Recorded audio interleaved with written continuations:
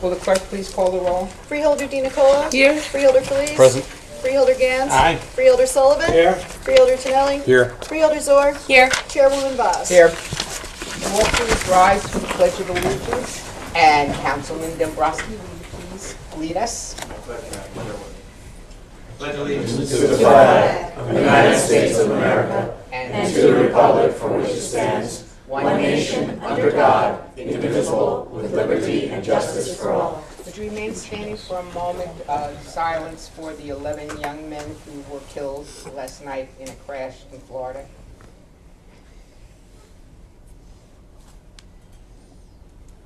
Amen. We will now have our invocation with Father Peter Sitko of Our Lady of Grace Church in Fairview, and ask that he please come forward.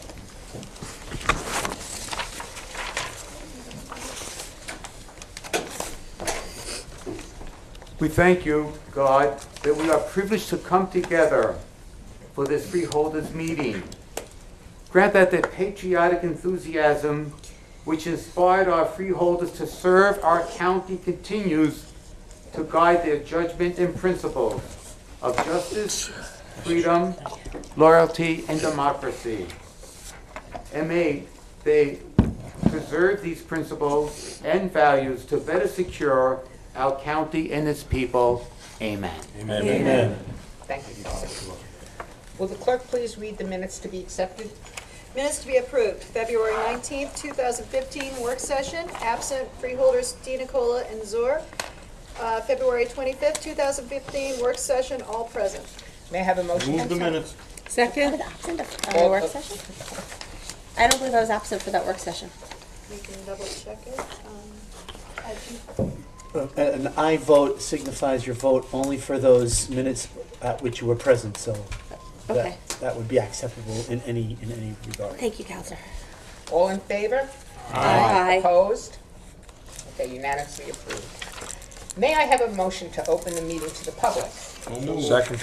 Okay, all in favor? Aye. We will now have the hearing with the general public. A 3-minute time limit is in effect. The board attorney will keep the time. When the time of the speaker expires, the timekeeper will announce the time has expired. Please fill out cards if you wish to speak with your name, your address, the general topic that you wish to speak about. But today we have a special speaker, okay? We have David Dubin of Alive and Kickin' is here on behalf of Resolution 22415. Resolution recognizing March as colorectal cancer awareness month. And so, David, would you come up, please?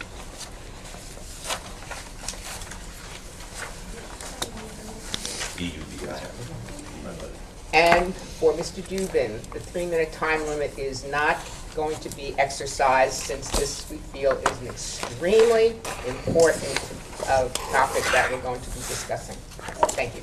I will say that typically my talks are less than 3 minutes, but I do get a lot of questions, so if anyone has questions, I'm more than happy to answer those. Yes, thank you all for having me tonight. As someone who is innately familiar with Bergen County, it is an honor to be here, considering I do know the breadth of Bergen County and New Jersey and the capacity that the freeholders wield, and I do appreciate that. So yes, March is considered Colorectal Cancer Awareness Month. Many are unfamiliar with the statistics that go into colorectal cancer, so if I may, I'm going to talk a little about some numbers, and many of them happen to be in the proclamation. Approximately 150,000 new diagnoses of colorectal cancer are each year, new cases, with roughly 50,000 deaths occurring each year. Most people don't realize that out of that percentage, it is a roughly 50-50 split between men and women. Many people think that this is typically for men only. That happens to not be the case. Also, most people don't realize that colorectal cancer is one of the few preventable diseases. Everyone is familiar, I think, at this point with what a colonoscopy is. I think what everyone is unfamiliar with is what a colonoscopy is not. There is the ew factor, forgive me for saying so, but when the concept of the prep is brought in to the conversation, many people get a little squeamish. So for those who are unfamiliar with the process, it is a much easier process. For those unfamiliar with what happens during a colonoscopy, it is a much easier process. It is very much painless. I will say that for the most part, anesthesia is involved, and it is a nice nap. It really is something that someone should not be afraid of. So statistically, the number of men and women above the age of 50 coming down with being diagnosed with colorectal cancer is on the way down, which is a positive, right? Roughly, best way to explain it is the goal is something called 80% by 2018. This is a goal from the National Colorectal Cancer Roundtable, of which my foundation, Alive and Kickin', is a member. Currently, statistically, 65%, 67% of all people who should be screened for colonoscopy, whether because of age or because of a hereditary factor, are getting screened.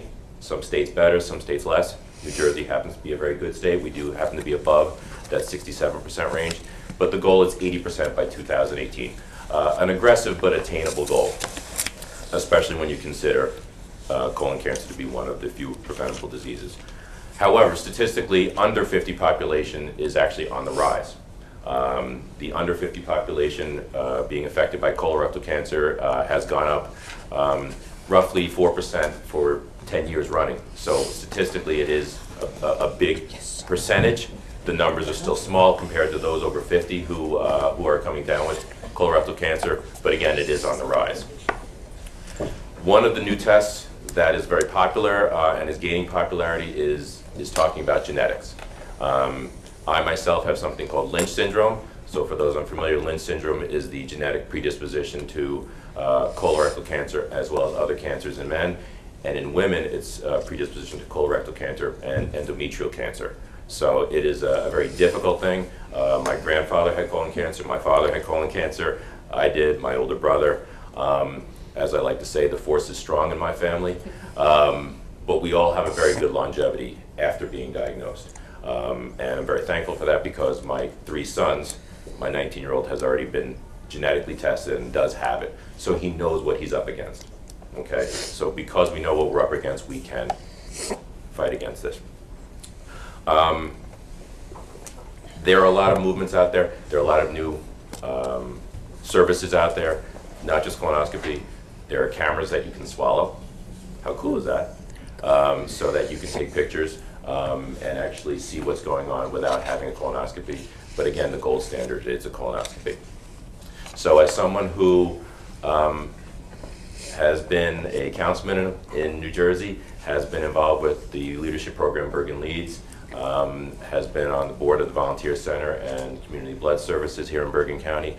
I want to say thank you for making March Colorectal Cancer Awareness Month. And if you have any questions, I'm here for you. Anyone have any questions? Yeah, I just have one question. Sure. You said your 19-year-old son was already tested that he's liable to get this. Correct. So, is there any prevention? Is there any diet habits or something that can be done to help him avoid that coming in the future?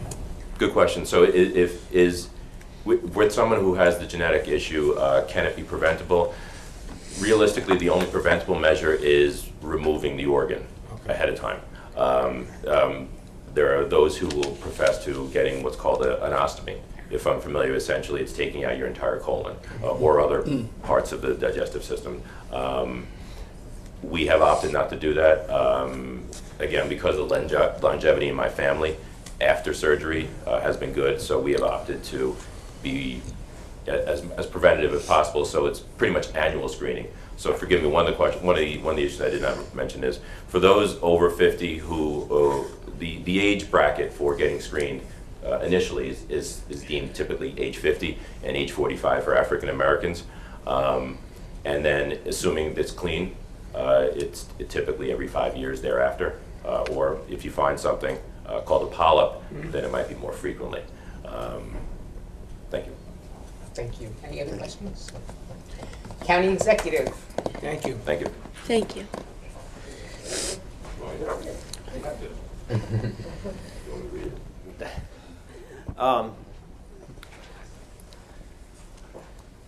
I'd like to present the proclamation that proclaims the month of April as the month of March as Colorectal Cancer Awareness Month. And if you'd like to read it, I'd like you, you're more than glad to read it, or just, toward the bottom. I've been on council before. There you go. I will put on the glasses.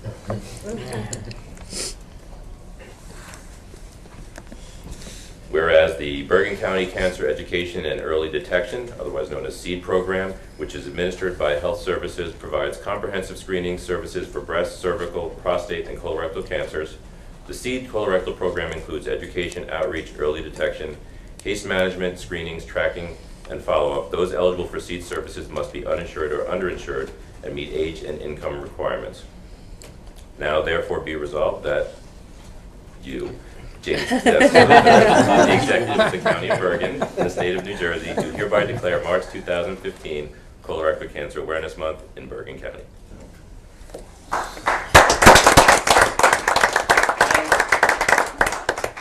And I just want to say how proud I am that we have people in the county, not only working for the county, but people that are residents of the county, advocating for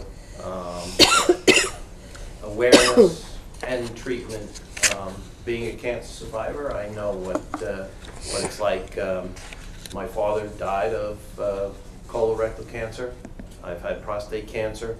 So I am someone that is at high risk. I do get tested quite a bit, and my son now is going to approach 40, and we've instructed him to, at age 40, go and have an exam, because the longer it is in the lineage of the family, the greater the chance for colorectal cancer, especially as prostate cancer.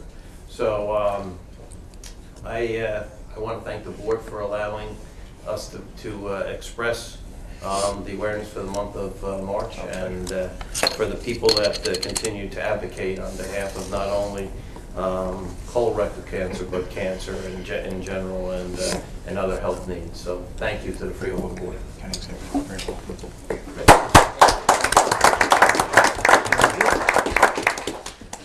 you want to take pictures? Okay. Okay. Just to go along with what Mr. Dubin and our county executive said, we have some flyers that we're going to have available. And it's Bergen County Men Prostate and Colorectal Cancer Screening Test. The Bergen County Department of Health Services, in collaboration with Valley Hospital, is planning a free prostate and colorectal cancer screening test for men over the age of 50 who meet the program's guidelines. It will be in the spring of 2015 at One Valley Health Plaza in Paramus, which is right behind the Fashion Center. Pre-registration is required to determine eligibility, and for more information or to register, and the phone number is on here, and these will be available. And we also have some screenings for breast, cervical, and colorectal cancer here in the county through the SEED program, and we have flyers available for that as well. So we'll make sure that these are available to everybody who needs them. Okay, and now the 3-minute time limit will now be reapplied to those who speak, and our attorney will do the we'll keep the time. And let's see, Mayor Sandy Muscaritolo.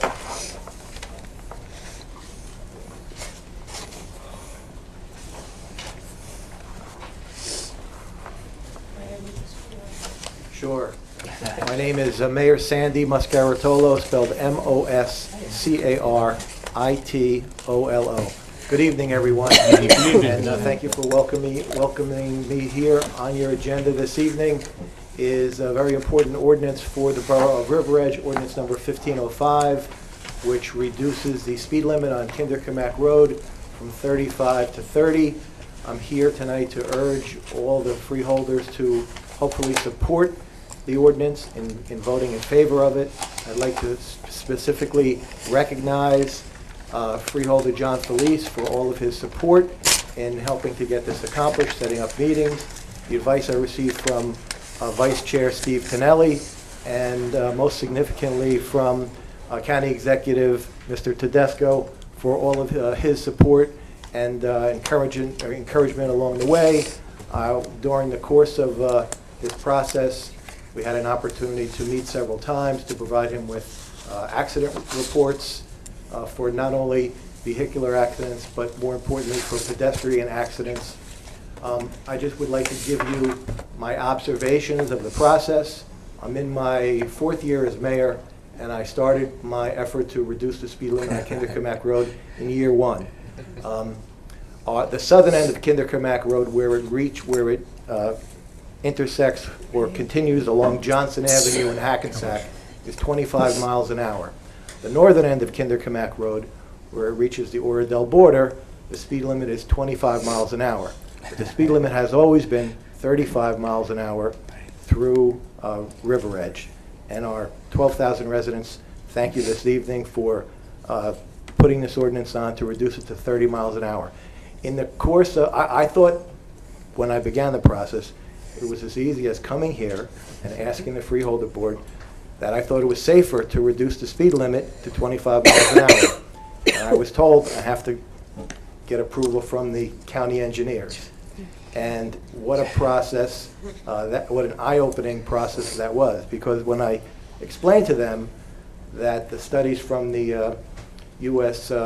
Traffic and Highway Safety Board showed that the mortality rate for pedestrians that are hit by a car traveling 35 miles an hour are 80%. And when you reduce the speed limit to 25 miles an hour, the survival rate is 80%.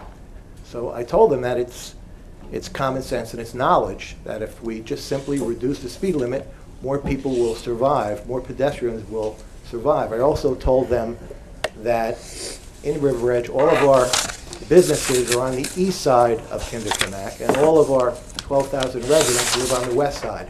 And it would be good for local economic development and the economy to encourage people to cross Kinderkamak to patronize the businesses. The 3 minutes, Chairman.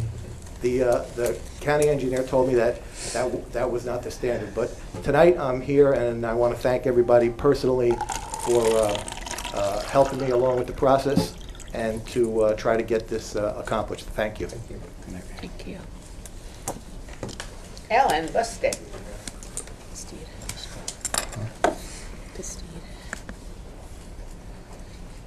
I believe you're a councilwoman. Okay.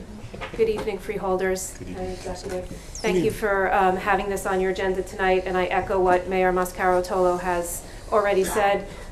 He has worked tirelessly, and I've been happy to join him in this fight to get the speed limit on Kinderkamak in the borough of River Edge reduced from 35 to 30 miles an hour. The additional statistic I will add to what the mayor has done so well before me is that motorist compliance with yielding to pedestrians and crosswalks is significantly improved by reducing the vehicle speed to 35 miles per hour, and I think that's an added statistic to consider when I urge you to support this reduction in the speed limit. I'd also like to add another initiative that the mayor and I have been working on since for the last 3 or 4 years, which is the Complete Streets Policy, which we adopted in the borough in 2012, and many other municipalities in the county have adopted as well, which looks to build and maintain roadways with all users in mind so that there's an even balance of users on the roadway in the context of the boroughs in which you adopt this policy. So reducing the speed limit from 35 to 30 in the borough of River Edge will help us move forward with our implementation of that Complete Streets Policy to make sure that users of the roadways of all types are kept safe and that commerce and business can thrive in River Edge. So thank you, and I urge you all to consider voting in support. Thank you. Thank you. Joseph Dunsey. Hi, I'm Joseph Dunsey. I live at 151 Concord Drive in River Edge, New Jersey, and the mayor said that all 12,000 residents support this bill. I have to correct them. At most, it's 11,999. There's a downside to reducing the speed limit. Cars don't use up the road. Cars borrow the road. When you make a car go slower, it ends up on the road for a longer amount of time, so it's taking up more of that resource. Now, if we reduce the speed limit from 35 to 30, that's the equivalent of multiplying it by 6/7. That's the equivalent of multiplying the number of cars on the road by 7.6. To give you an idea of how much that is, if we made a similar change to all of Bergen County, and you round the population of Bergen County to 900,000, that's like adding 150,000 more residents to Bergen County. Now right now we're talking about Kinderkamak, but trends tend to snowball. So if we did this everywhere, it would have a huge effect on how much traffic is in the county. Now, this added traffic to Kinderkamak isn't just a matter of making it more difficult for people to get from point A to point B. It will also have a negative effect on the environment. Electric cars have a technology called regenerative braking. This technology takes the energy lost when you hit the brake pedal, saves it, and then applies it to accelerate the car next time you hit the acceleration. Most cars are conventional cars. They don't have this technology. So every time they hit the brake in a traffic jam, they're losing that energy. And they have to burn more gas to accelerate again. So all that stopping and going increases the number of emissions you get in the area. I live in River Edge. I'm not too thrilled about the idea of the amount of air pollution in my neighborhood going up. And Bergen County is already one of the worst counties in the state when it comes to air pollution. I think this will contribute more to the problem. Thank you. Salvador Moretti.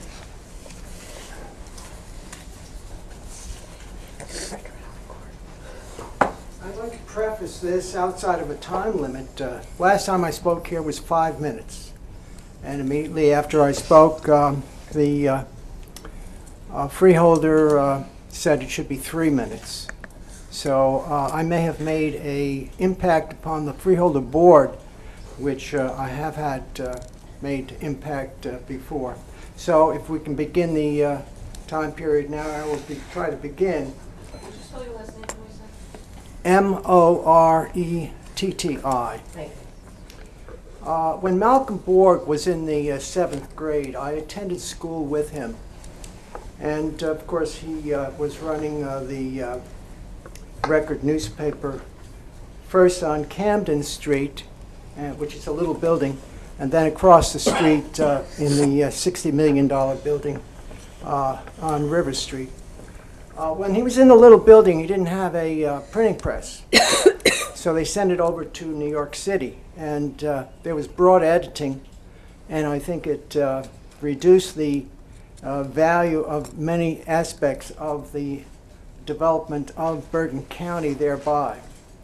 I was raised partially in this country, of course, but also in Europe. And I was a student of Carl Jung, and I worked in the Vatican as well with Ezra Pound, amid many others. The issue, of course, is that I am a history type person.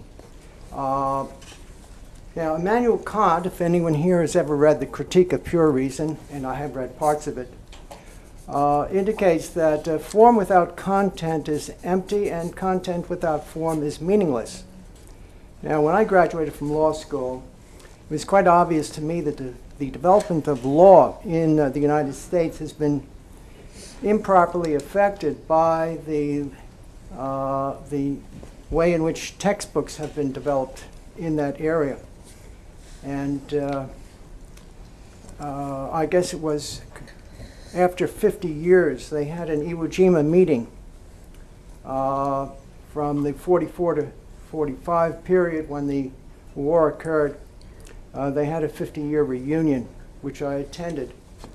And it was quite obvious that what we had in common was that historical content, which I find to be lacking in not only American law, but in historical development in general.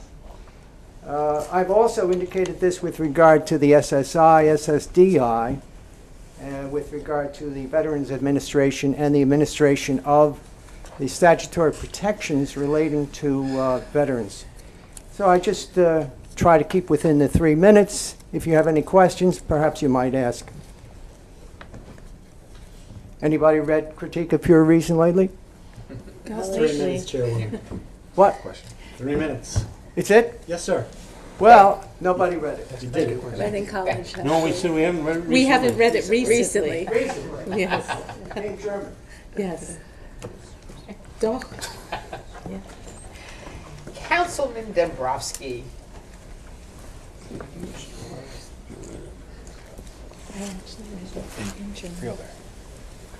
Good evening, Councilman Joe Dombrowski from Elmwood Park, New Jersey. Thank you, Freeholders, for seeing me tonight. I'd like to say that I'm here representing my 20,491 residents of Elmwood Park. I'd like to thank each and every one of you for tonight. You will be passing, hopefully, the resolution 198-15, which will be the final payment of the payment going to the Artesian Fields County Park here in Elmwood Park.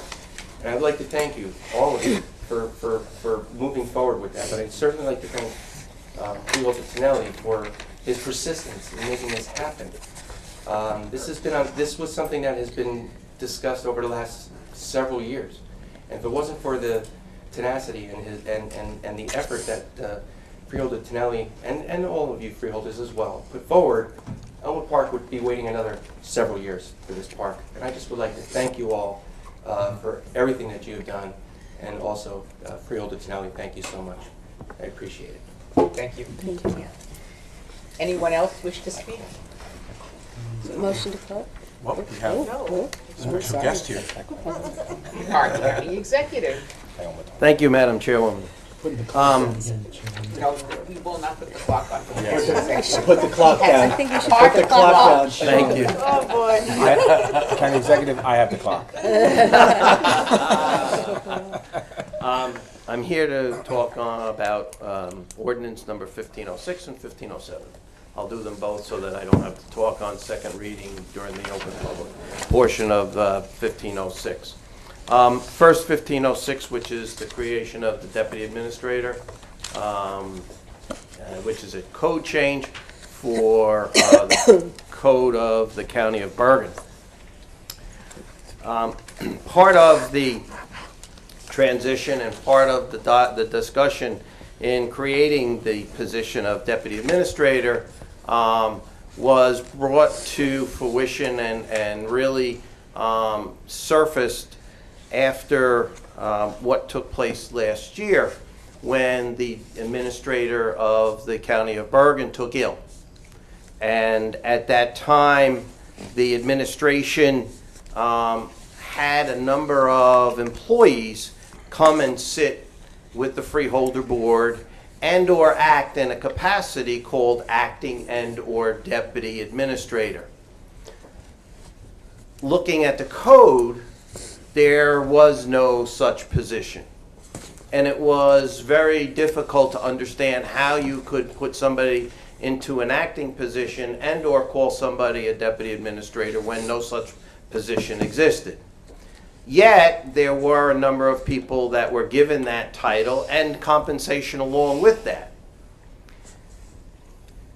As you all know, during the year when that took place, both myself and many of you questioned the representatives that sat there and spoke on behalf of the administration, or in most cases, not able to speak on behalf of the administration because they couldn't speak on behalf of the administration because they didn't know what the administration's position was, nor legally could they speak on behalf of the administration because they weren't in a position to do that. So statutorily, the only two people that can bind the County of Bergen and or sign contracts or approve personnel changes is the county executive and the administrator. And so when the administrator left, it left a big void. And it truly affected the operation of county government for a period of time last year.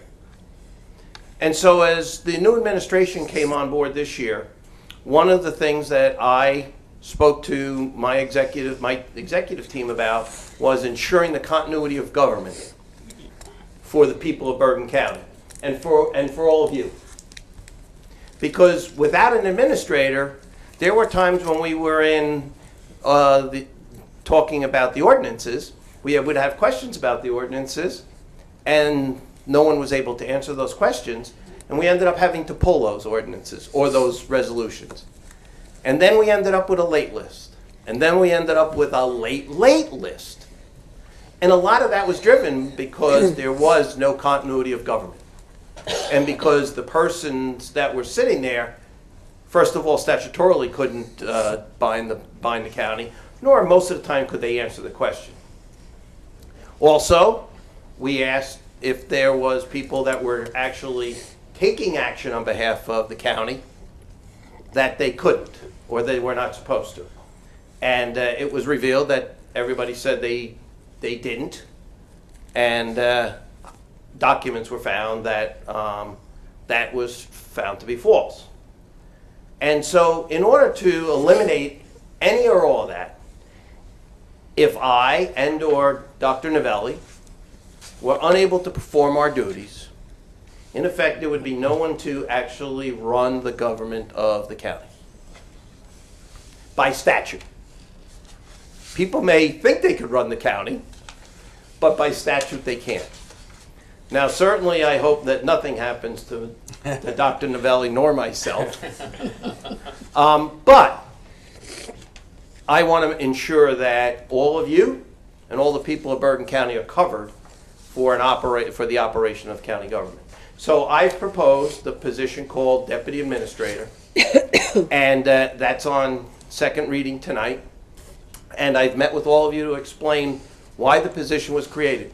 I'm not asking you to vote on putting someone in the position. I'm not asking you to expend any money.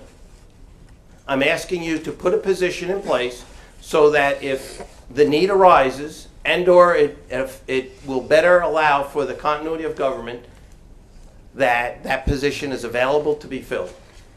And I've expressed my thoughts to each one of you as to if that position was filled, how that position would operate. I will tell you that if the position does get filled, it will save money and it will not cost as much money as the previous administration and the amount of money that they spent with different people in those positions, getting stipends and everything else. But I would urge you to think about how, if this is not in place, how government would operate if myself or Dr. Novelli were not able to perform our duties. One person cannot run this entire government. It's impossible. There needs to be people that are trained and ready to go should something happen. And that's what creating this position does. Nothing more, nothing less. Doesn't cost the county a dime to establish this position so that in the event something happens, we can take action to put somebody in a place to allow continuity of government. The next ordinance is 1507. That is an ordinance changing many of the sections of the County Administration Code.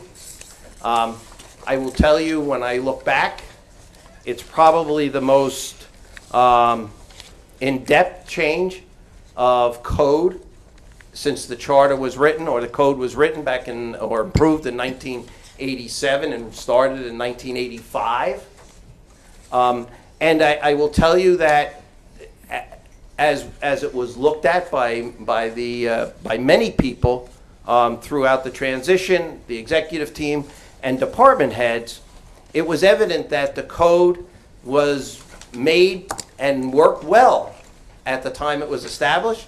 But as time has gone on, business changes, government changes, and things change. And so we took a look at it and said, where are the real big changes needed? And I will say that there will continue to be updates because I believe this is a living, breathing document, and it needs to be. So tonight you have in front of you a number of changes. And I've spoken with each one of you and asked if there were any questions. I hope I've answered all the questions, but I just want to go over to make sure that everyone is clear.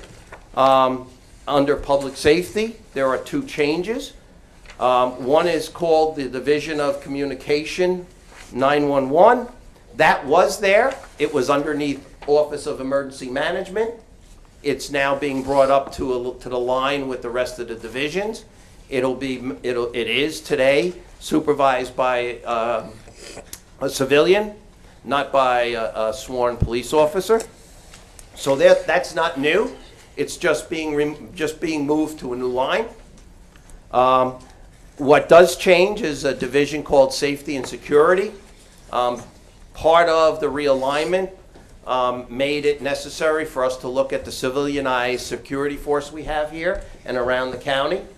The Sheriff's Department is responsible for sworn law enforcement. So we had this group of safety individuals or security individuals that needed to have oversight. And when we looked at it, there was also a component that really was kind of missing, which was overall safety for all of the facilities in the county, the parks and everything like this.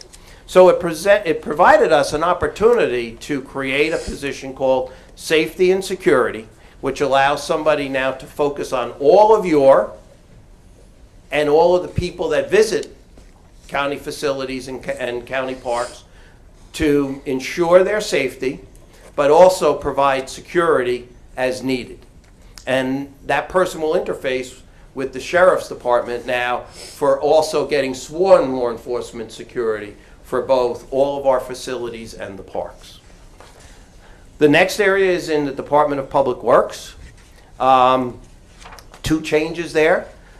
In the past, we've had a group of mechanics that are spread out amongst 4 to 5 divisions, and we now have a total of 14 mechanics and 2 support staff underneath different groups. You all know that we have a multi-million-dollar building being built over in Paramus that will now house many groups. That building was designed to have 7 mechanical bays with 7 lifts. When you looked at it, we really weren't going to have enough people to even staff that. When you looked at the work that was being performed by all these people, there was really no direct oversight. Parts ordering was done by them, and there was really no accountability. What creating a department called Mechanical Services will provide now is someone that will focus on mechanical maintenance and mechanical services for all of the fleet of Bergen County. It will have a centralized location. It will have a centralized part system. We'll do a better job of ordering parts, distributing parts, and at the end, saving a lot of money. The other thing is that I believe there will be great opportunity for other towns to take advantage of our mechanical services and do shared services. I've had 2 conversations with 2 different towns already that have heard me talk about this and have already expressed interest in talking to us about that. The other change is in community transportation. You know, that's under Human Services today. Functionally, Human Services has the oversight of a lot of the programs that are dealt with from a community transportation, but the function of busing and driving and scheduling really in the minds of many and mine fits under DPW than it does under Human Services. I will tell you that we will continue to have a dotted line to Human Services that represents grants and the planning portion also. The other piece of this is that we actually will work with the planning group, thank you Freeholder Dina Cola, on looking at the best routes that we should follow and planning those routes and working with our planning group to see if we really are maximizing our route system. Just on a side note, we did talk about golf, moving it into another department, but fortunately, the treasurer and CFO, they've been able to give a new designation to golf from an accounting standpoint. So now we can account for golf in its own structure and get the true cost of what golf is costing us and or what we're getting for golf, and we'll be able to do a much better analysis for that. So we don't need to change that. We have a cost center. Under Administration and Finance, there's 2 changes there. We're looking at moving open space and community development underneath finance. The reason being is that's a money type operation. We believe that having it under the CFO and the treasurer makes a lot of sense. There's a lot of fiscal people over there that do that work, that will give support to those 2 groups, and they'll be close to the finance folks, which is where a lot of their interaction is. So from an administrative standpoint and a continuity standpoint, it fits very well there. One of the other changes is we're creating a department called Engineering and Planning. Now, this isn't creating a new department. This is just taking functions of engineering, which some were in planning, some were in DPW, taking those highly trained and highly skilled employees and bringing them together under one supervisor or one division head, and having a focus on engineering. Also, that allows us to cross-train some of those people. Sometimes we get in a position where, because we're very comfortable with what we do on a daily basis, we may not always reach out and want to learn and help other functions. But because these engineers are very, very skilled and highly trained, it allows us to have some cross-pollination amongst them. And when somebody's out, we could have somebody else then substitute for them.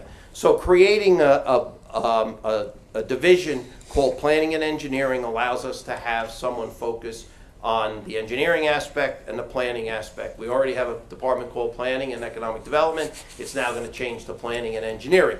No cost associated with it, nothing other than having better function within those 2 groups. The other thing is the planners and the engineers work together all the time. So now they'll be actually sitting together, working together all the time. The other change is in the law side. One of the things that when I ran for office, I said that open government and ensuring that we were adhering to all the laws and the statutes was important. Well, I said that I was going to create a position called Inspector General, and that's in there too. Now that's not increasing the number of attorneys that we have. All it's doing is designating one of the attorneys the title of Inspector General. And I want to do that by legislation so that everyone knows that that person has that responsibility.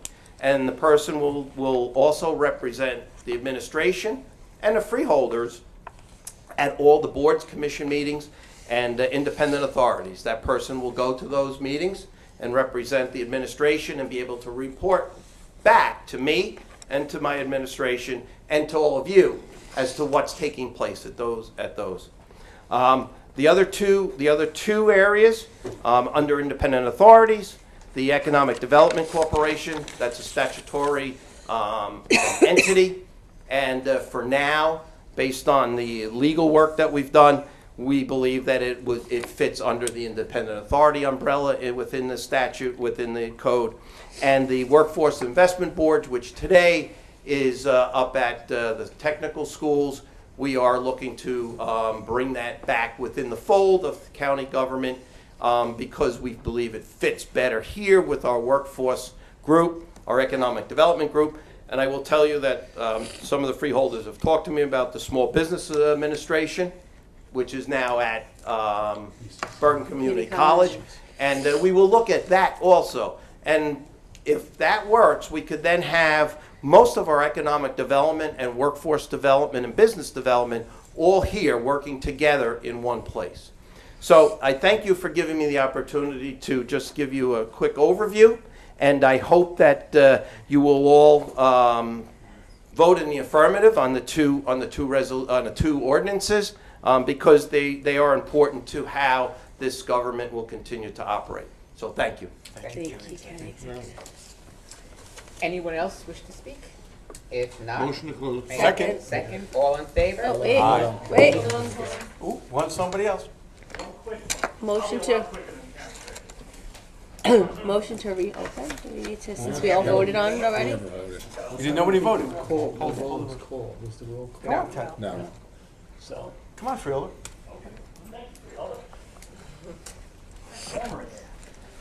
You were so quiet back there. I'm a quiet person. the clock is running, Fielder. Thank you, Thank you, Counselor. I wish you said that in year one. We would have got out of there a lot quicker, too. I'm going to be real brief. Dr. Voss, congratulations. I have not spoken to you in official capacity since then. Thank you. Congratulations on the position of chairwoman. You're going to do a fantastic job, I believe. Oh, thank you. I can't call you Freeholder Gans, David. You did a great job in the past 2 years and all your years on the board and in Fairlawn as mayor, David. You've done it. You've given your heart and soul to this body. And I'll tell you right now, I still to this day it was a long overdue position. You should have been chairman a heck of a lot longer than it took you to get there, because you showed the class and the style and the dignity that you truly are, and you handled yourself up there. And to Freeholder Sullivan, welcome. Thank you. It's going to be fun. Trust me. I'm going to give you one piece of advice. Listen to the man next to you. That's what Chairman Carroll told me when I walked in the door. Listen to Freeholder Gans. Way ahead of you. Good. And when it comes to that budget, ask that man. He knows these numbers backwards and forwards, inside and out, and he taught me a budget. If he can teach me a budget, he can teach anybody a budget.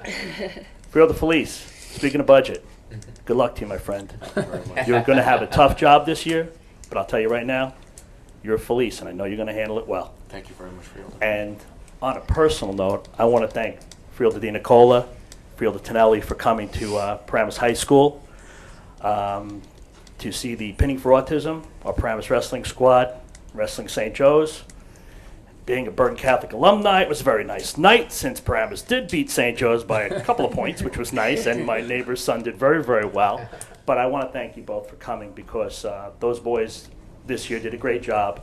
I already got my bill to pay for the team, the wrestler that I sponsored, and half of the money is going to the LEAP program, which is a program in Paramus High School to help special needs children with autism, and it goes directly to the classroom, so there's be no administration involvement in it. The money's going to the kids, and that's the most important thing, and they're going to get the help they need. So, and that's it, and I'm under 3 minutes, Counselor. You're under 3 minutes. There you go. Could I give my time to somebody else? Thank you, Freeholder. Okay. Do we have to take a vote? Yes. Because we had a There's a first motion and a second. Yes. Who was the first one? Who's the second? Freeholder I Gans seconded. and Freeholder Felice. Fastest second in the West. So we have to take a roll. Okay. All in Fastest second. favor? Yes. Aye. Okay, opposed? Okay, the meeting is closed to the public. Will the clerk please read the resolutions on the consent agenda? Resolutions on consent is 179-15, 181-15 through 193-15, 195-15 through 227-15. May I have a motion to accept the following resolutions? Second. Wait, who was that? Windsor. Okay. Okay, roll call, please. Freeholder Di Nicola? Yes. Freeholder Felice? Freeholder Gans? Aye. Freeholder Sullivan? Yes. Freeholder Tonelli? Yes. Freeholder Zor? Yes. Chairwoman Voss? Yes. Are there any resolutions of non-consent pulled or tabled? If so, will the clerk please read them? Resolution 180-15 is a resolution authorizing purchase order to Royal Printing Services for procurement of 2015 election calendars. Sponsor. Yeah. Need a second. Second. Roll call? Okay. Freeholder Di Nicola? No. Freeholder Felice? No. Freeholder Gans? Aye. Freeholder Sullivan? Yes. Freeholder Tonelli? Yes. Freeholder Zor? Yes. Chairwoman Voss? Yes. Resolution passes. Okay, we have a pulled. We have resolution pulled 194-15 and no resolutions tabled. Okay, we will now review the ordinance for first reading and introduction of ordinances 1508 and 1509. Will the clerk please read ordinance 1508 by title only? Ordinance 15-08, an ordinance establishing the speed limits along Wyckoff Avenue in the borough of Waldwick. May I have a motion to introduce ordinance So moved. 1508? Second. All in favor, say aye. Aye. Opposed? Any discussion on this ordinance? Any discussion on this ordinance? I have a correction, Chairwoman. Oh, okay. On the spelling of borough in the title. Oh, sure. Borough. Okay. Okay. An extra R. Okay. It's been corrected. Thank you. Okay. Any other discussion? Will the clerk please call the Yes. roll? Freeholder Dina Cola? Yes. Freeholder Felice? Yes. Freeholder Gans? Aye. Freeholder Sullivan? Yes. Freeholder Tinelli? Yes. Freeholder Zor? Yes. Chairwoman Voss? Yes. Ordinance 1508 passes first reading. Will the clerk please read 1509 by title only? Ordinance 15-09 is an ordinance to amend the administrative code to realign departments and divisions. May I have a motion to introduce ordinance 1509? Second. All in favor, say aye. Aye. Opposed, nay. Any discussion on ordinance 1509? Freeholder Gans. Just some brief discussion. This is long overdue. I think any of us who are familiar with the administrative code, who have looked through it, who have lived it and worked it, has seen that there's a need to do this periodically, and I think that it's to the executive's credit that he has tackled this and done it.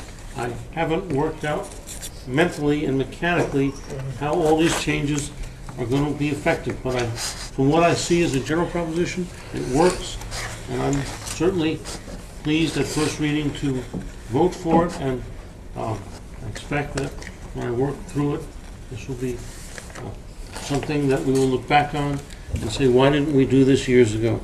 So congratulations, Executive Tedesco, on bringing the county into the 21st century.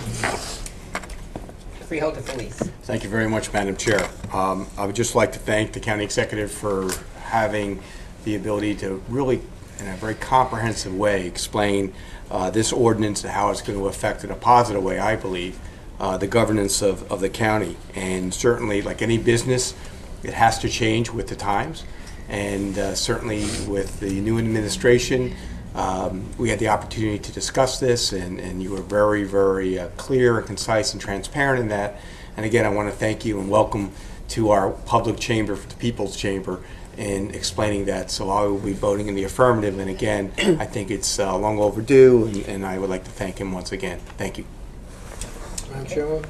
Yes. I just want to thank the county executive, to echo Mr. Freeholder Felice, that for actually taking the time to reach out to every single member of this board and explain this and why it needs to be done.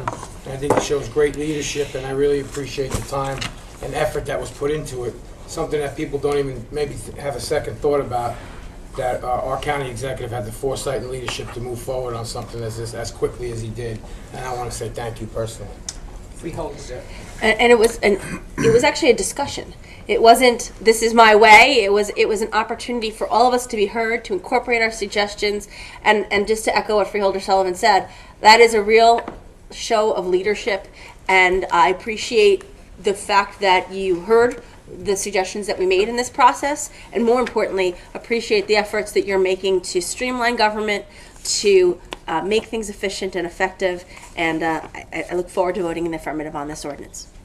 And I just want to say that I am so happy and elated that there is such good interaction between the Freeholder Board and the county executive, and I think this is going to make things far better than they have ever been before for the residents of Bergen County. And so thank you, County Executive, for all of your leadership. I just echo what my colleagues have said.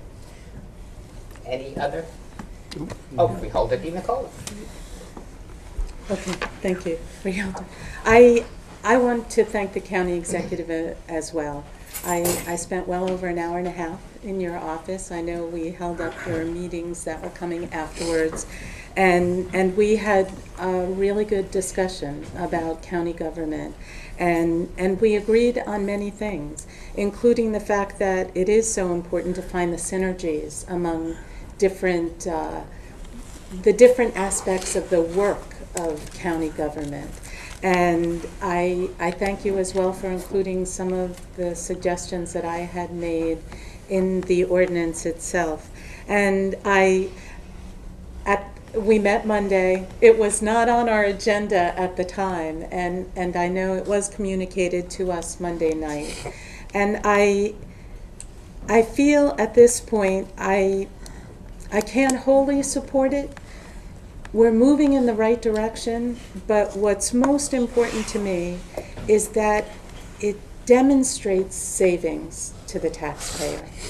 And while some of the departments are moved, we still see an increase in division heads, 3 to 5 positions there. And overall, I believe we should have a reduction in the number of appointments that are made, so that there truly is a savings to the taxpayer at the end of the day. And we do see smaller government. This is the first reading. There'll be some time before the adoption as well, and I would very much like to continue the dialogue with you, County Executive. Freeholder Tinelli. Thank you, Chairwoman.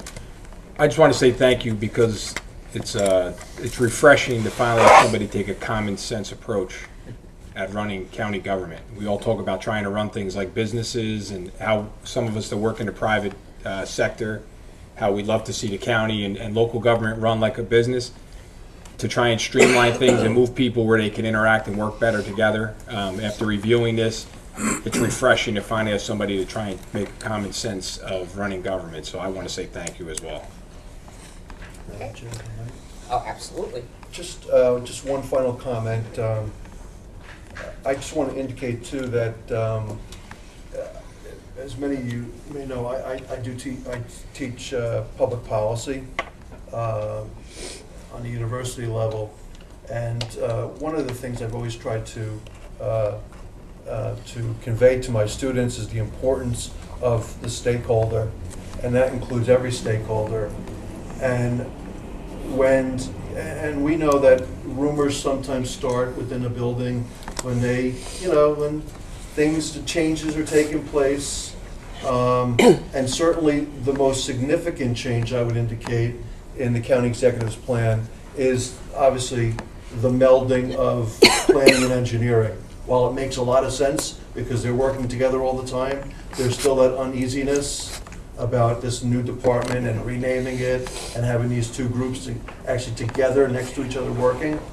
So the county executive actually indicated to me, he's like, Dom, he goes, why don't we sit down with those stakeholders, those people that are going to be impacted in planning, including the people from CDBG, who are now going to be under open space if this is approved, and I'm sorry, under admin and finance and open space. Sit down with everyone, including the engineering group, and for 2 hours, the county executive sat there with these folks and answered every last question. And I can tell you that I received a number of follow-up emails with suggestions, because that's what the county executive, how we left the meeting is like, listen, if you have suggestions, something we're missing, please share that with us, because we don't have all the answers here and we want to work together. And we actually received a number of emails that we were able to share with council as they were drafting the final copy of the first reading, and incorporate some of those points that perhaps council wasn't able to zero in on, or that just maybe was something that we didn't, necessarily wasn't on our particular radar, but nonetheless it was a matter that needed to be addressed, and it was a great give and take session. And like I said, for 2 hours we were able to sit down and have that open conversation with those folks, with our county employees, so they felt like they were part of the process, and they truly were. And that's really the type of communication and open communication lines that we want to continue to bring forward with this administration. Okay. Freeholder, Thank you. Thank you. Thank you. This is historic, and this is a point that we're missing. I've been here for 12 years. I've watched a couple of county executives. This county executive, who comes from us, is being responsive to us and asking our opinion, and not doing it in a way that is designed to be anything other than proactive. He is also using the powers that he has under the administrative code to come and speak to us. He's speaking to us individually, but he's also speaking to us collectively, and this is not something that has happened in the 12 years that I'm here, other than an occasional county executive who would come in with delivering a budget, a fixed message, or a drive-by. I congratulate you on that as well. Anyone else? Okay. Will the clerk please call the roll? Freeholder DeNicola? No. Freeholder Felice? Yes. Freeholder Gans? Aye. Freeholder Sullivan? Absolutely. Freeholder Tinelli? Yes. Freeholder Zor? Yes. Chairwoman Voss? Absolutely. Ordinance 1509 passes first reading. We'll now go into our ordinance for second reading and adoption. Will the clerk please read ordinance 1504? The proof of publication of ordinance notice of public hearing was published in the Record and the Herald News on Sunday, March 1st, 2015, and is on file in her office. A copy of the notice of hearing and ordinance number 1504 was duly posted pursuant to NJSA 40A:2-17 on Friday, February 27th, 2015. Title is read, an ordinance to amend the administrative code to provide for the office of Deputy County Administrator. May I have a motion to open the ordinance to the public for comment? So moved. Second. All in favor, say aye. Aye. Nay? Any opposed? Okay. The public hearing is now open with a 5-minute time limit. The board attorney will keep the time. When the time of the speaker expires, the timekeeper will announce the time has expired. Motion. Yeah. And yes. Just don't say speaking again. I don't have a very strong opinion on this ordinance, but my ears picked up when I heard that the engineers would be in the same department as the planning department. That's a positive development. I've spoken a few times to the planners in our planning department, and they will definitely benefit by sitting regularly at the same table with some hard ciders. And if you don't know what a hard cider is, ask an old school engineer. He'll explain it to you. Is there any board member who would like to comment on ordinance? Freeholder, before we get to that, we need a motion to close Okay. the hearing. So moved. Second. All in favor? Aye. Opposed? Say nay. Okay. Okay, does the board have any comments on this ordinance or discussion on this? Madam Chair, Freeholder, if I may. please. Again, I want to thank the county executive for his time with me to discuss his request to have an ordinance passed creating a position for Deputy County Administrator. I greatly appreciate it, and I think that this is, as I mentioned just moments ago, an excellent opportunity for the branches of government to communicate and work together. As I said during the first reading, that I really needed to be persuaded to look at this in the affirmative, and I still yet hasn't. And I understand your position, County Executive, and to the Administrator and to many of my colleagues, but I believe that this could be done in a different way. I certainly understand the need for continuity of government, and we could certainly learn from what took place in the previous administration. But I also believe that this position could be given to someone that's existing position. For example, the requirements for the administrator are that, I think, if I'm not mistaken, please correct me, of being an attorney. And a master's, right? And so certainly many of the attorneys that work in county council create and review and really go over the resolutions, and what better person could it be maybe to assign in the time of need. God forbid you're going to live to be 125, county executive 155. But but in the case of where there's a void of someone to sign off on that, and so I think that would be the better path to take. So respectfully, I will not be voting in the affirmative for this, but certainly, again, I want to just say thank you, County Executive Tedesco, for your interest in working with us and speaking with us one-on-one, but collectively, in coming to the well and speaking to us in such a commanding way. So thank you, County Executive. Thank you, Madam Chair. Freeholder, yes. Let's get real. Let me tell you what happened in March of last year when the county administrator took ill. Government was on a tenterhook and virtually shut down. We had somebody who, from the executive office, executive side of the building, came to the Freeholder meeting, and the person didn't meet the statutory qualifications to act. One had no administrative experience, another missed another test. I allowed them to sit there because you needed to have somebody take information back to the other side of the building. But the county executive was also disabled during a portion of this, having suffered from a stroke and some additional difficulties. And the fact is that government wasn't working. And you can't leave, this government with a $600 million budget and $500 million in social service spending. After that, if we were a country in the world, our gross national product in Bergen County would rank us about 160th of the 500 nations in the world. And this governing body can't be in a position where we don't have a person who is either the administrator or the county executive available. We need to have structure. It would be like having a president of the United States with no succession. It doesn't work. I'll vote in favor of this. Anyone else? Just, sorry.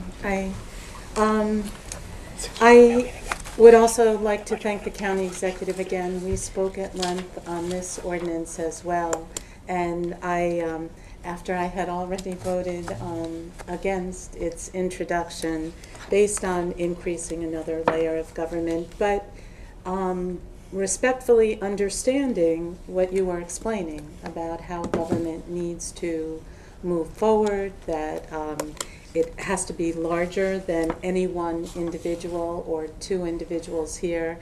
We also talked about the inability for others to sign M1s and contracts during that period of time.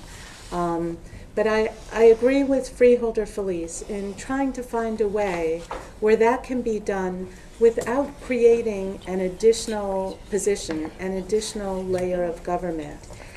It wasn't that long ago that Bergen County was governed solely by a freeholder board.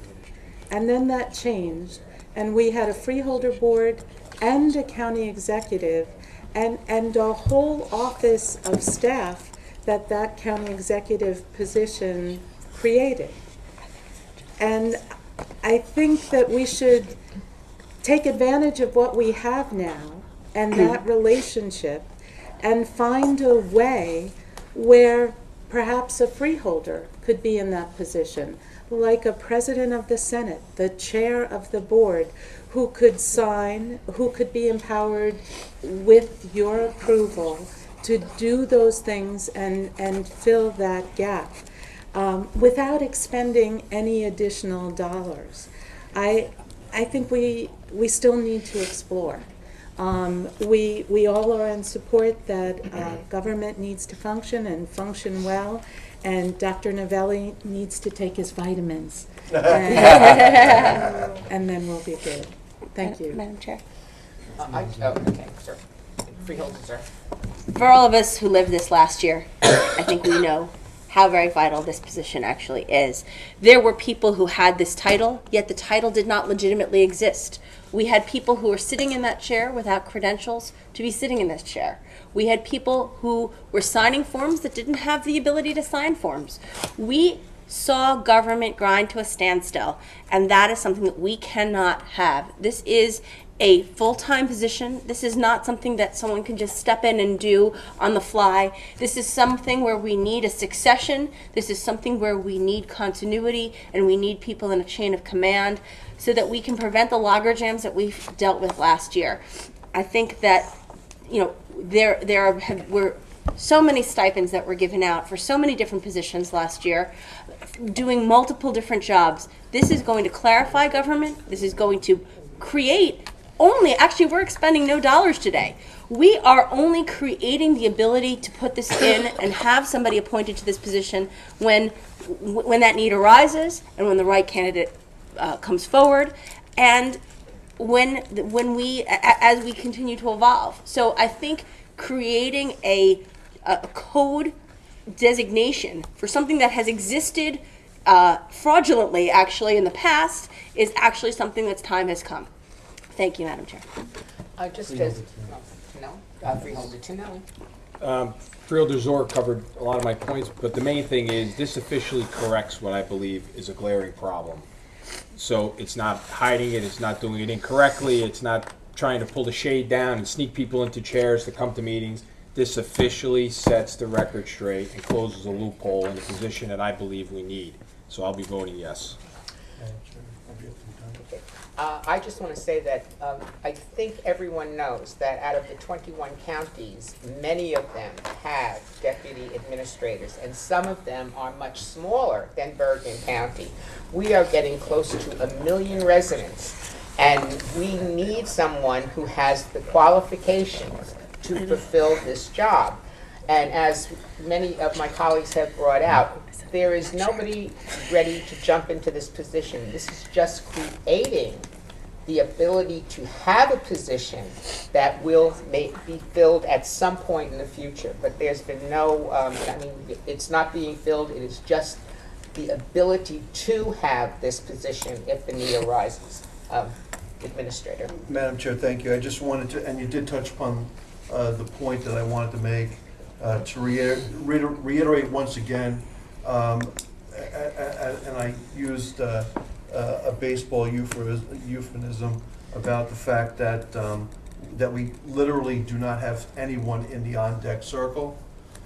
This is about good government, and this is about seeing what took place over the last 4 years, where you had folks that were, quote, deputy county administrators that did not have the qualifications, yet they received the stipends for those positions.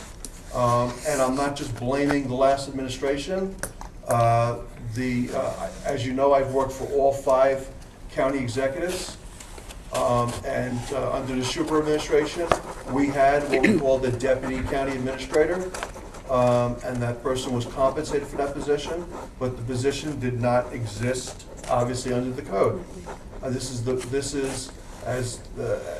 the previous discussion we had, we are updating that code to bring it up to 21st century standards.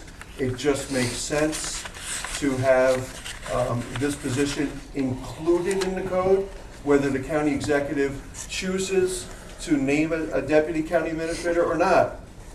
It could be used for the next county executive 12 years from now, perhaps. So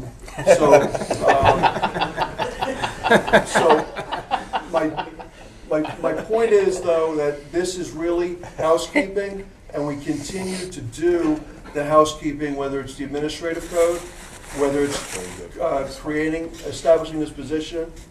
And I might add, too, and this is segueing into our budget that we'll be working on, you're finally going to receive a budget that is a genuine budget. And what do I mean by that? We finally have a budget where the FTE count is going to be a genuine count. The salary and wage line is going to be a genuine salary and wage count, because all the previous county executives, whatever the party, they would have this person charged to this division, and they're working over here. So when you looked at the budget, you never, ever get a genuine accounting for that particular division, what the true salary and wage line was, and what the FTE count was.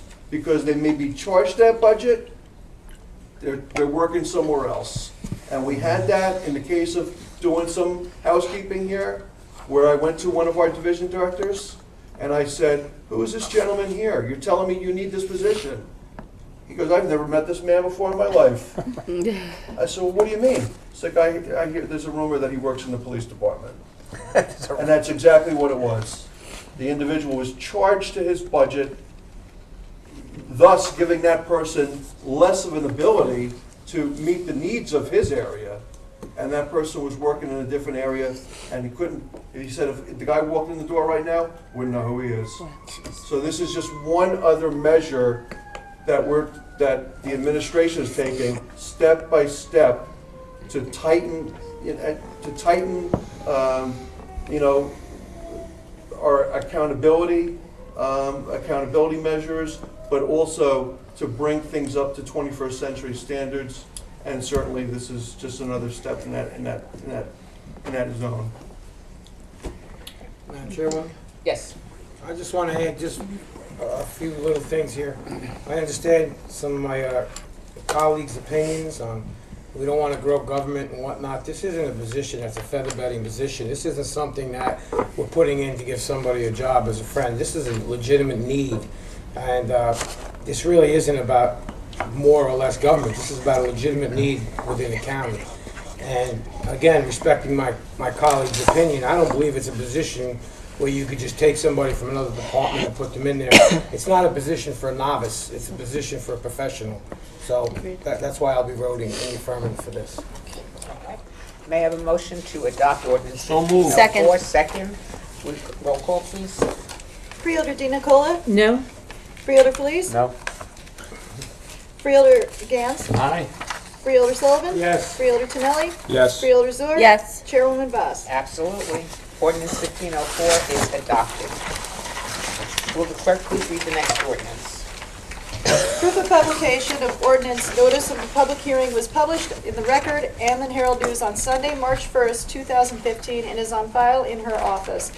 A copy of the notice of hearing and ordinance number 15-05 was duly posted pursuant to NJSA 40A:2-17 on Friday, February 27th, 2015. Title is read as an ordinance establishing a speed limit along Kindercomack Road in the borough of River Edge. May I have a motion to open the public hearing on ordinance 1505? Second. Okay. And the public hearing is now open with a 5-minute time limit. The board attorney will Do you need to vote on that? All in favor? All in favor. Oh, in favor, I'm sorry. Aye. Opposed? Okay. The public hearing is now open with a 5-minute time limit. Does anyone wish to speak on the ordinance? Motion to May I have a close. motion Second. to close? Okay, second. All in favor? Aye. Opposed? Motion on the ordinance, Madam Chair? Second. Okay. Discussion. Would anyone like to comment Sure. on the ordinance? Police. Right here? Police? Right here. Okay. Thank you very much, Madam Chair. It's a great idea. Thanks to the administration for working with the Borough of River Edge and the mayor and the council folks to get this accomplished. It's slower roads mean safer pedestrians and better business. And there's about 11,000 cars that go up and down Kindercomack every day. And I think it just makes sense. So again, I want to congratulate the county executive, the administration because without that, we can't vote on it. So thank you, county executive. But here again, the primary responsibility of government is to enhance the quality of life, and I think this does that. And it's going to also help the business in Kindercomack, along Kindercomack, that is, these are small business owners that are trying to make it every day. So I think this is going to help that process.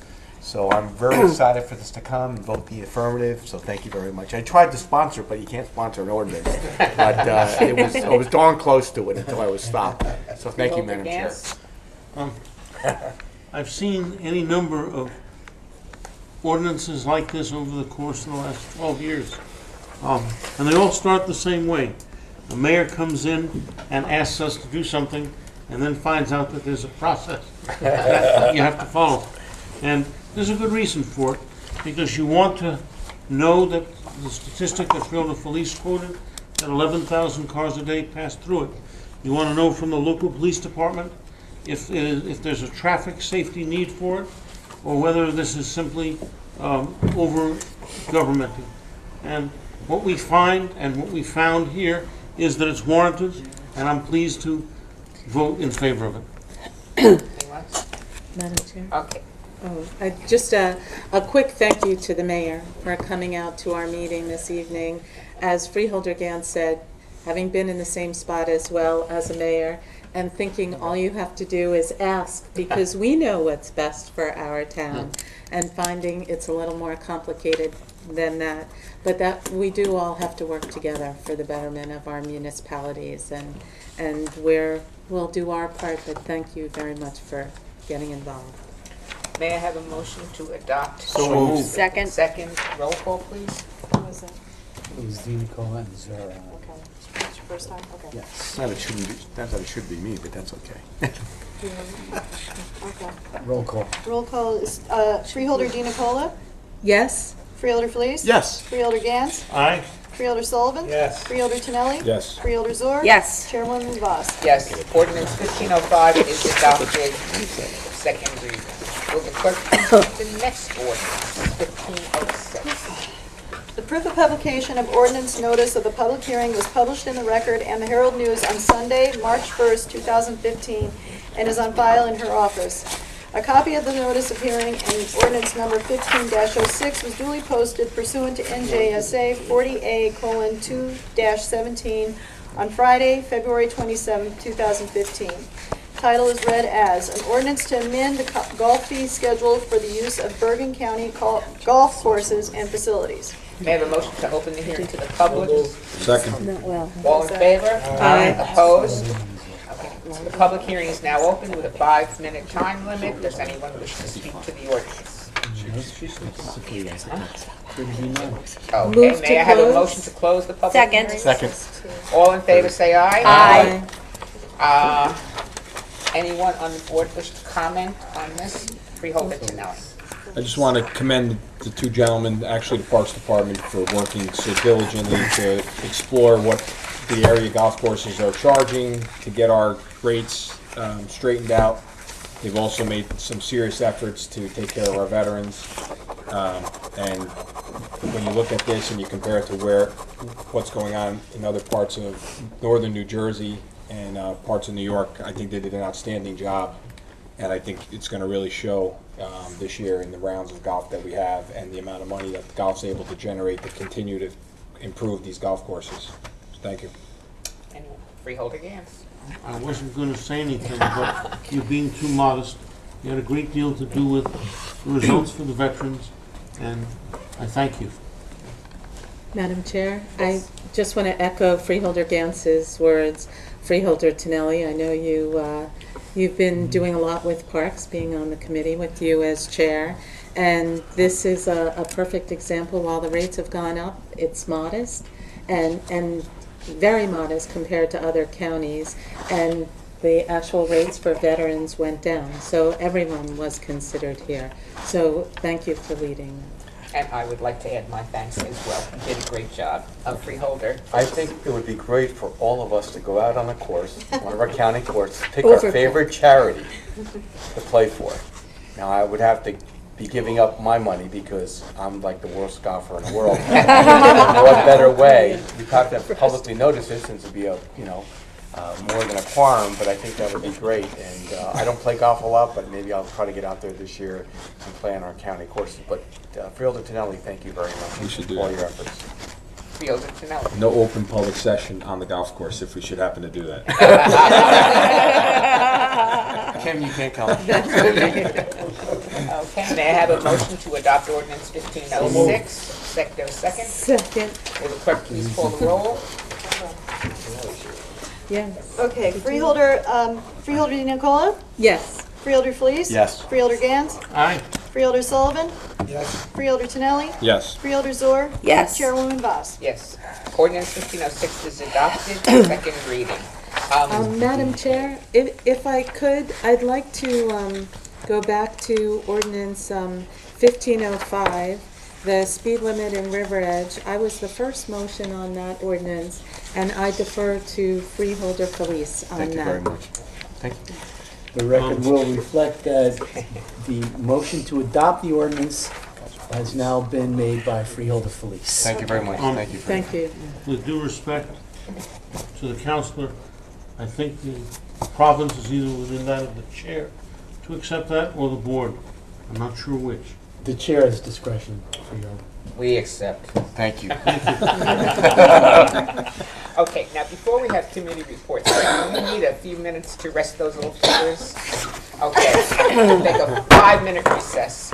Keep them succinct. Could I? Oh, no. Okay. I could make a motion to suspend it, but I don't think. I think everybody has a few things they Okay. would like to I'll say, let it so go. we'll speed it up. Would you like to begin there, Freeholder? Sure, I would love to. I look forward to getting the budget at some point, hopefully sometime in late March, once the county executive presents it. Yep. I look forward to having a series of budget hearings in a very short period of time, because we really need to, because the longer we wait, less impact on those budgetary decisions are going to be less impactful to the county budget itself.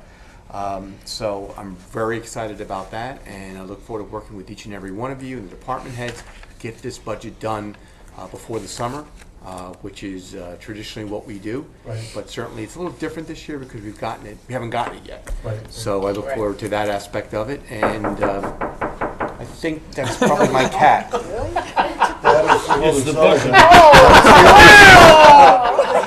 I thought it was signaling the end of your committee report. In fact, that was so symbolic. I'm done.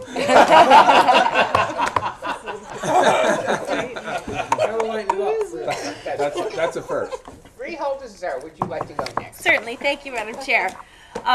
We voted on a resolution this evening regarding Developmental Disabilities Awareness Month. This is an issue that I know is very near and dear to both Freeholder Ross and myself, and has been a couple-week span that has been very filled with work on that committee for me, both in our post-21 committee, where we met with the county executive regarding moving forward plans, but also with the WIB Disability Committee, and also attending a forum with Alice Honeycutt, who is the New Jersey State Director of the Division of Vocational Rehabilitative Services.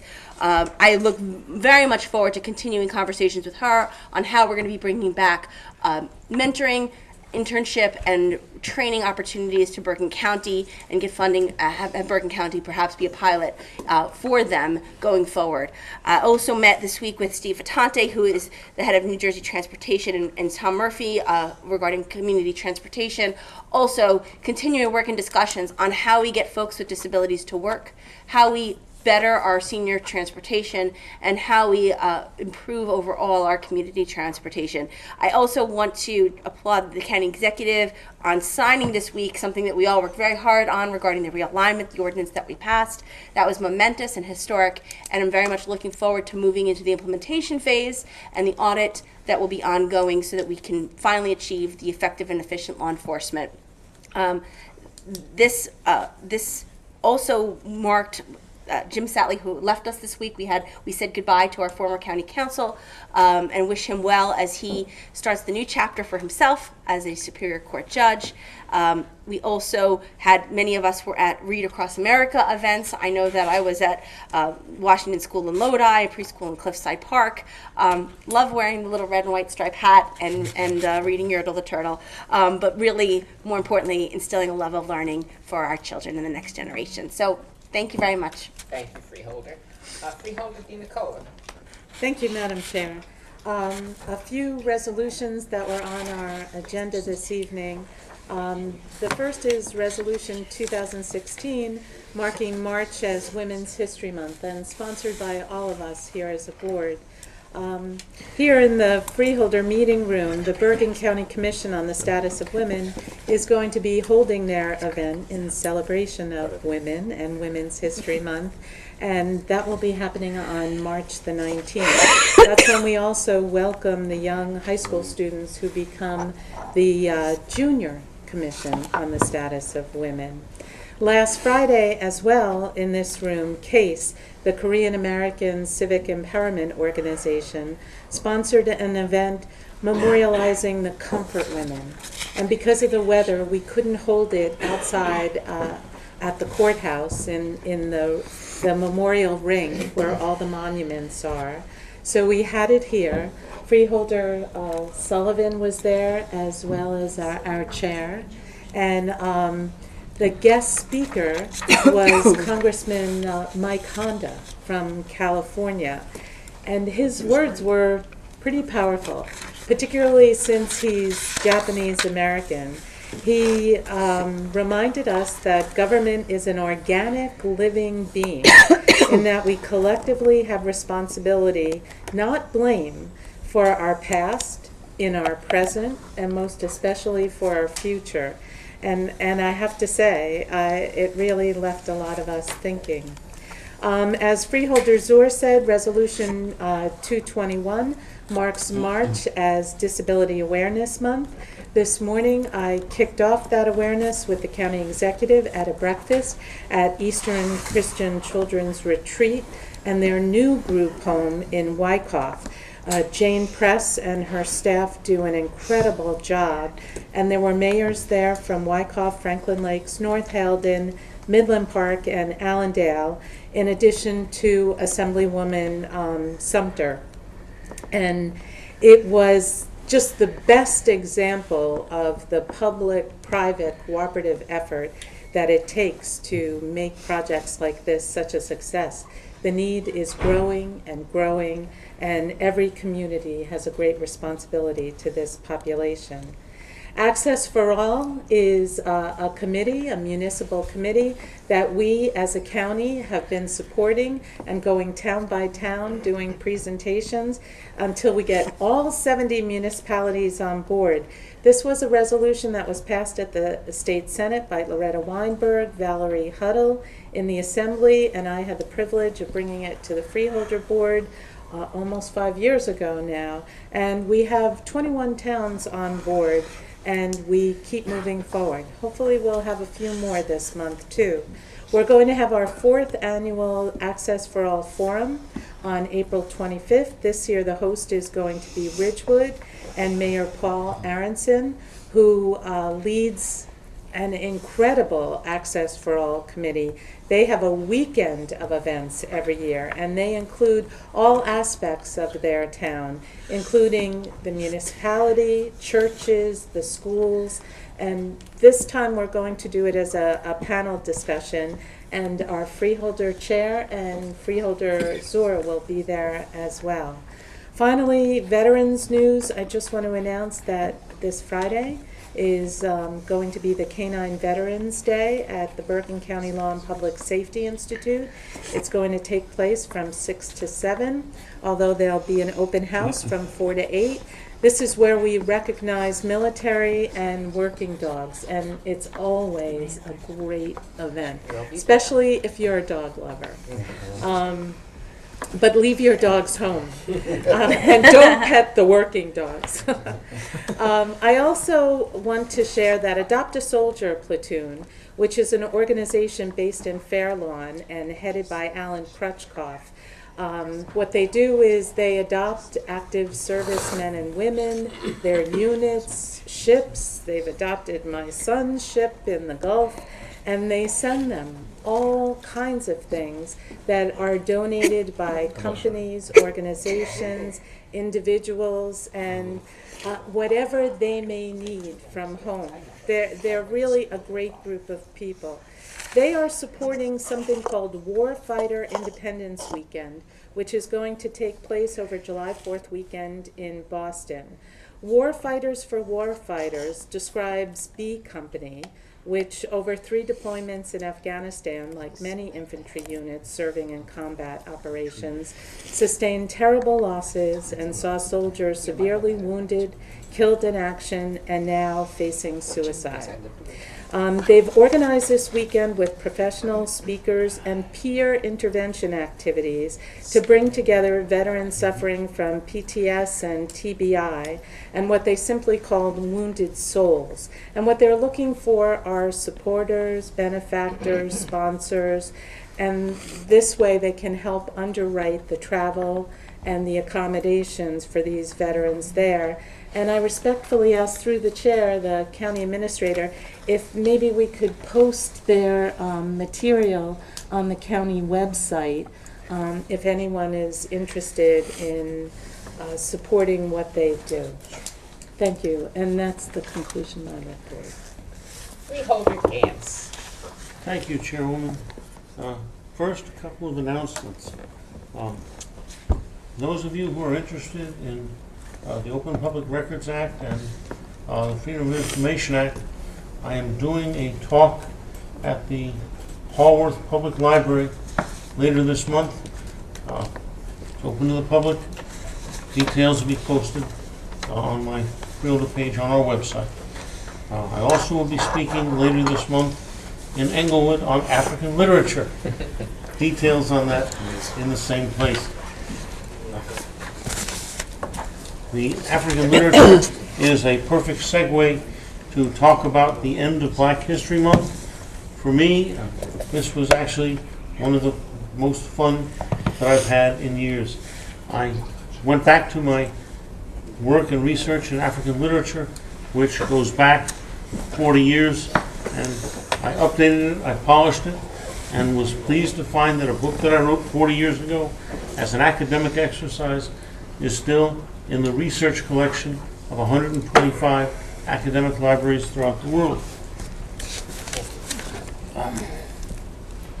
Judge Doyne. Judge Doyne, after 22 years of service to us, is retiring on May 1st. He has been the assignment judge since, the acting assignment judge since 2006, the assignment judge since 2007, and is, more than any other person, the individual who has pushed hardest for the completion of the Justice Center and the rehabilitation of the building next door. I hope that the freeholders are there to honor him on May Day, which is also Law Day, May the 1st, and I have some suggestions that I'd like to speak to you all about individually, but I think it's something that we might think about collectively. Realignment is continuing, and those who said that this was fanciful, or that we were pulling the numbers out of thin air, are going to be very surprised. There's going to be a $200 million savings at a minimum over the next quarter century. And I think if I understood Dr. Novelli's comment before, I think the Freeholders of Tedesco will still be finishing up maybe his 8th term by then. I want to just remind everybody, because I didn't do it last time, I actually had somebody call the office to ask for information about Bergen Wellness. This is a program which is a discount program. It allows you to get eyeglasses, hearing aids, prescriptions for your pets, and prescriptions for you too, all at a discount. Mimi, the Tonkinese, who is diabetic, gets a 30% discount on her insulin.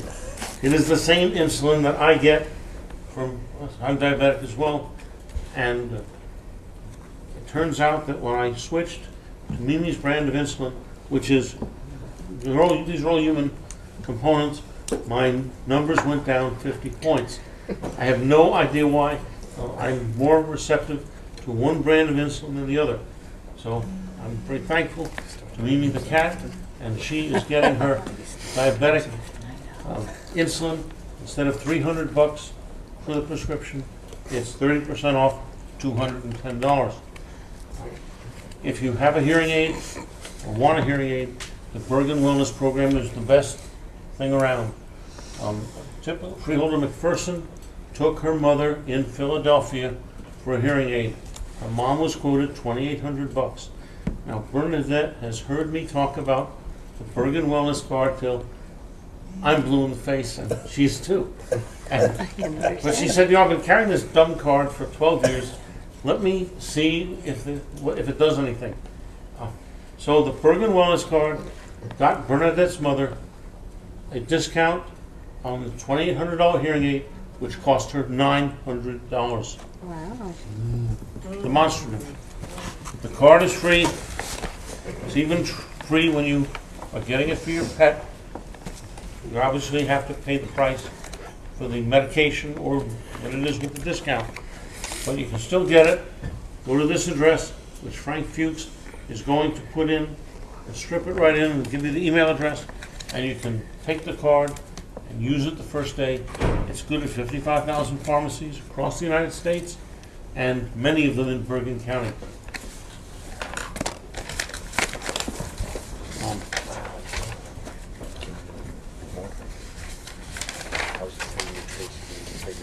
I think I've used up my time allotment, Madam Chairwoman. I thank you. You have. Freeholder Sullivan. I don't know how to go after that one. You're not drinking out of the toilet though, right? With the medicine? You're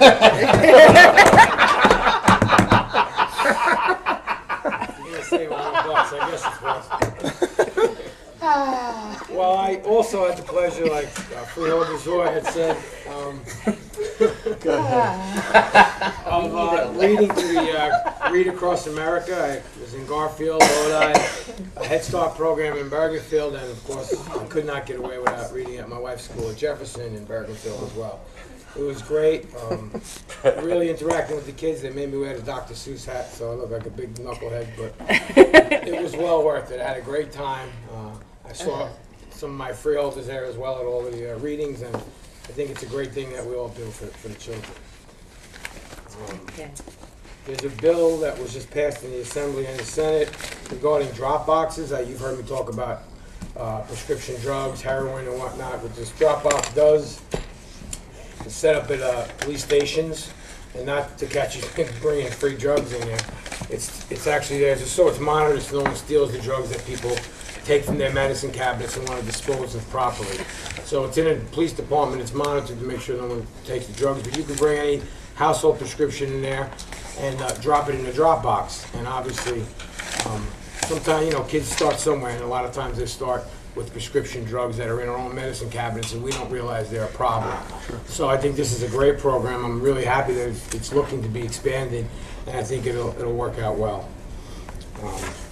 We also had the pleasure, along with Freeholder Tonelli and Zor, to attend the MLK Senior Center breakfast. There were accommodations were given out on that, and it was a great affair, and I was very happy to be there. That's all I have. Thank you. And Freeholder Tonelli. Thank you, Chairwoman. I just have two quick things tonight. Tonight we passed the resolution that everybody's been talking about in regards to Women's History Month. Yesterday I had the honor and pleasure of representing this board in North Arlington, presenting them with accommodation for the North Arlington Women's Club, which has been in effect for 74 years of service to the community. I had the pleasure as a councilman to work with that organization, and like a lot of the volunteer organizations, they're a real asset to the community, where they fill in the blanks where the town may not have the money, may not have the manpower, whether it's as simple as filling in the planters with donated flowers along the main street. It's just things to beautify town and bring everybody together. So it was a real honor to be there last night representing everyone. Also Saturday, I participated in a Hayden's Heart 5K run down at Riverside County Park. The first mile and a half was okay. going up the hill, about halfway up the hill, I felt like a pallet of cinder blocks was on my back, but I was able to finish. I just wanted to recognize that family, the Dorsett family. Rob Dorsett's son died of HLHS, hypoplastic left heart syndrome, which is a condition where the left ventricle ceases to grow. So the Dorset son had passed away, so Rob organized this run 3 years ago, and every year it's gotten larger. This year it was just insane how many people came into that park. It started at Riverside County Park. So I presented them with accommodation on behalf of us. He also, following the event, had almost my full SUV filled with bananas, apples, and drinks that he wanted to donate back, so I was able to bring those to the homeless shelter and donate those back. So, the one thing about the event on Saturday that was most touching for me was it's his birthday, right around the date that they run this race. So regardless of what the weather is, as cold as it was Saturday, my 3-year-old will tell you, I think he's still throwing out from standing there. But they do a thing where everyone in attendance sang happy birthday. His little brother blew bubbles, and then they released balloons to remember him. It's just crazy to see everyone come together. And when I presented the accommodation, I said, although it's freezing out here, the warmth from everybody's heart for participating and just being there to support the family made it a warm day. That's all I have today. Thank you. Thank you. Just a few things. March is a very, very busy month because there are so many organizations being recognized. One thing that we didn't mention was this is National Social Workers Month, and we in Bergen County provide so many social services. And I'm sure if we go on our website, we will see all of the things that we have available. And this year's theme is Social Work Paves the Way. And of course, the whole thing is to make people whole again so that they can lead productive lives. David Dubin did a wonderful job today talking about colorectal cancer awareness. And we're doing things on the county for people to get screening. And the information is available again on the website, and we have flyers available. This is also Irish American Heritage Week, and I think many of us will be marching this Sunday in the Bergen Field Parade, one of the best parades going. And I think I did I wanted to see how many Irish Americans there were in America. There are 33.3 million Irish Americans. They're one of the largest ethnic groups, and they really keep their heritage intact. And there'll be many fun things to do to make us aware of all of the contributions that the Irish have made. This is also Developmental Disabilities Awareness. Tracy talked about all of the things. One of the things I just wanted to mention, because when I was down in Trenton, this was a big issue. They have closed some of the severe developmental institutions because many of the children or the adults with very serious issues are sent out of state. And as a way of saving money, they want to bring them back. But many of these people have lived in these institutions for 30 years or more. And we can do, and we are doing, a tremendous amount to help people, because developmental disabilities transcend a whole spectrum of things. And so we're taking care of those that are minimally challenged, but we have to also remember that those are severely challenged will never be able to have work or be part of the community. So we really need to be aware of how many people are on these different spectrums. And I think County Executive Tedesco started in, well, not he started, but the stigma-free zone was started in Paramus, and I believe we now have, I think you mentioned more, about 23 stigma-free zones. Oh, that's access for all, Well, but I know, but it's the stigma-free same is thing. I mean, they're not very the same similar. thing, but their purpose is to try and integrate people with disabilities. And so awareness is becoming more and more. And of course, very close to my heart is Women's History Month, okay? And actually, Women's History Month started back in 1857 because women were working in factories and there were no safety precautions, and so that was the first time any attention was paid to women's issues. And it wasn't until 1987 that it became something that the federal government said, oh, we should pay more attention to women. I have to say, one of the things I'm very proud of is our Freeholder Board has always had several women members, which was not... going around to 70 towns, I noticed that there are some towns that don't have any women in government at all, or a token woman. But you know, we have been very proactive here in the on the county level, and it's one of my missions in life is to get more women involved in government, because we're 53% of the population. And I was a little disturbed to see that our Senate, which numbers 100, has had only 20 women, which is a very small percent, and 2 of them are retiring this year. So now they're down to 18. So this is something that I think that, you know, women should be very cognizant of and get out there and see what you can do. Just a few things. Read Across America. When I ask children, what's the most important thing you can learn? Reading, okay? It opens up the world to you, and we all read at different schools and had a wonderful time. And we did a lot with Black History Month, and The last thing I want to mention, because I thought it was very appropriate that Women's History Month was, we had the Comfort Women, we mentioned this, but here is a book about that and how in many areas of the world women are very much abused and continue to be abused. And that's the end of my report. Okay. Anybody else? May I have a motion to adjourn? So moved. Second. Okay. Meeting is adjourned. All in favor, say aye. Aye. Okay.